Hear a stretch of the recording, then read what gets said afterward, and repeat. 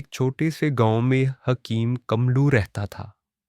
एक ऐसा शख्स जिसे अपनी अकल पर पूरा भरोसा था, मगर हिकमत की बुनियाद किताबों की बजाय अंदाजों पे थी। वो नीम हकीम था, मगर दावे ऐसे करता जैसे बगदाद के मशहूर तबीबों का उस्ताद हो।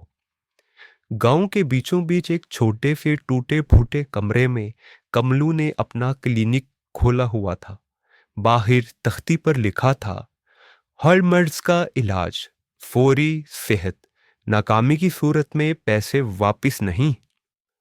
लोग मजबूरी में उसके पास आते, क्योंकि गांव का असली हकीम शहर चला गया था। कमलू का इलाज कभी कभार काम कर जाता, मगर ज्यादातर लोगों की हालत मजीद बिगड़ जाती। एक दिन गामा नामी शख्स कमलू के पास आया। उसे मिर्गी के दौरे पड़ते थे। कमलू ने पुरानी किताबों की धूल झाड़ी और अचानक बोला, थोड़ा सा मिर्च पाउडर और देसी घी। गामा को जैसे ही कमलू ने मिर्च खिलाई, वो खांसते खांसते बेहोश हो गया।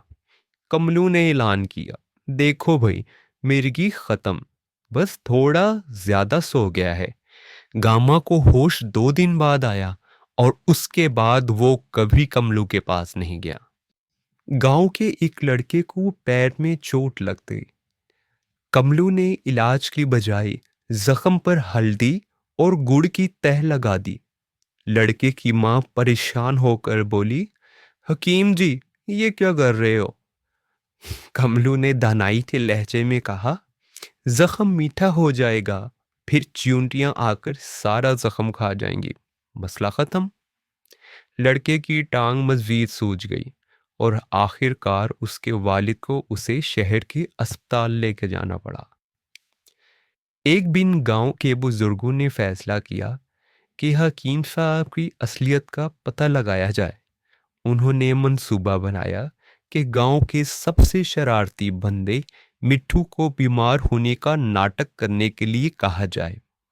मिट्ठू ने पेट पकड़कर चिल्लाना शुरू किया, ओह मेरा पेट, लगता है सांप ने काट लिया। कमलू ने बगैर सोचे समझे उसे लहसुन का जूस पिलाना शुरू कर दिया।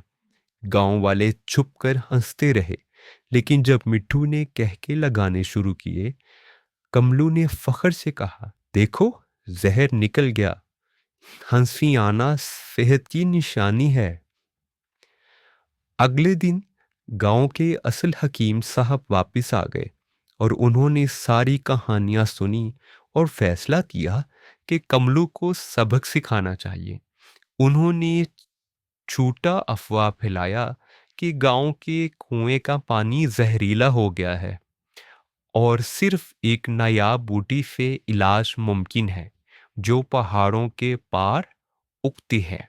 कमलू ने फौरन ऐलान किया कि वो बूटी लेने जाएगा और एक लंबे सफर पर निकल पड़ा। 2 हफ्ते बाद जब कमलू खाली हाथ वापस आया, तो गांव वालों ने उसे सच बता दिया।